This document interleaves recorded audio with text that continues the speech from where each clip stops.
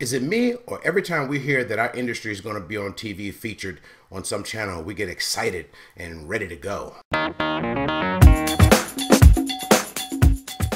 For over a week, we were flooded on just about every website and every social media website that we're involved in about dangerously rich, billionaire super security. I even had friends of mine who are not even in the industry sending it to me and say, "Hey, you need to watch this." So I got all excited. I pulled out my trusty tool here and started DVR, super security, billionaire, super security. Okay, DVR. Okay, all set. I'm ready to go. But if you were not in front of your TV at 21:30 on Monday night, ready for the show, you would have realized that CNBC pulled the okie doke on us. Yeah, they got us. Some overpaid programmer set it up, so if you DVR'd the show by name, you wound up with extinct animals and protected animals being shipped into the United States. So you got a great expose on elephant tusks and rhinoceros horns. Yeah, they got us. I'm not going to spend too much time critiquing the show. I'm going to start off by saying I met Dan Clark, that is, at the Protective Security Council conference in Baltimore, Maryland. He was a very quiet professional, very cordial individual. We got a chance to exchange a couple words, but outside of that, that's all I knew of him prior to this show. But just like others that I've spoken to, and even myself, the show really didn't show us anything that we already didn't know about protection. But for Dan and those other 3 or 4 business owners that they feature in there, great marketing. But there was one point on that show that kind of made me cringe, and I had to put it on pause and walk around for a little bit. Yeah. You remember those good old days when metaphors are used about our industry, like in the line of fire or bullet catchers? You remember those days? And now it's all about plate carriers, M4s, knives, guns, bombs, PSD, high threat protection, all that good stuff about protection, right? Now, I'm not sure who made this final decision or if that was Dan's quote, but when he said, "I'm absolutely emotionally prepared to kill someone," you can't say that. You cannot say that. That's just feeding into the already bad frenzy we have within the industry. You can't say that. I'm absolutely prepared, emotionally prepared to give my life up in the protection of my principal. You can say that. Actually, that's what you're supposed to say, if you mean it. We have got to get this thing right. Come on, guys. We have to right this ship. So all in all, the show wasn't that bad. It wasn't great, but it was much better than that other show. What's the name of that show?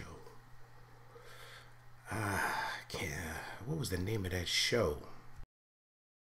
So Tuesday came, and Rafael DiGiorgio, we all know who he is, and if you don't, you need to look him up, posted on the NABA website that he was appreciative of all the posts that myself, Frank Gallagher, Elijah Shaw, and I think he even mentioned Mark James' name, had posted about him on the NABA website. And based on those posts, he has gotten a huge following. But during that week, well, since that time rather, he's gotten tons of emails from people that he doesn't even know, who don't even engage on the NABA website, asking him for his medical protocols, how he sets up his IFAC, what items are in his IFAC, and it kind of ticked him off. It really did. The most interesting line in that post that Rafael did was the last line, when he said that he declined and the person responded back to him, "What BS is that?" He says, now that's not going to change his mind, but it definitely will help him remember who you are. And as soon as he said that, I knew exactly who he was talking to, because a week prior, I got a phone call from a similar situation where a person asked me to compare my some of my notes, some of the courses that we've done and some things that I've done recently, and to compare it against his. And I was like, no, I can't do that. And his response was, well, I thought you were trying to help everybody in the industry. Really? Listen, everybody knows who you are. Heck, I knew about you months before you even called me. But thus far, your behavior has been implicit towards unethical and unprofessional behavior. Once you cross that line from implicit to explicit, I'm going to call you out right here. Slow your roll. This should be a lesson for everybody else that's out there. The experts and leaders in this industry have put time and effort, and in many cases, blood, sweat, and tears to put their programs together. It's a business for us. We're not going to give you the treasure chest for free. Certain things will help you to guide you along, but you're not going to get those things that we put time and effort in, because it is a business for us. So just be careful what you ask for, and make sure you ask them correctly, and then the person that you're requesting the information from will give it to you. But make sure you know who you're asking, because everybody who says they're an expert or a leader is not. This week's tip of the week is about an often misused term, arm's reach. The true definition of arm's reach is if you're working close in on a principal and you're within arm's reach of an attack, you should commit yourself to the attack. Now, if you're outside of arm's reach, you should commit yourself back to the body of the principal and protect him and evacuate or move him out of the danger zone. That's the true definition of arm's reach. It has nothing to do with you should always be in arm's reach of your principal. That is not true.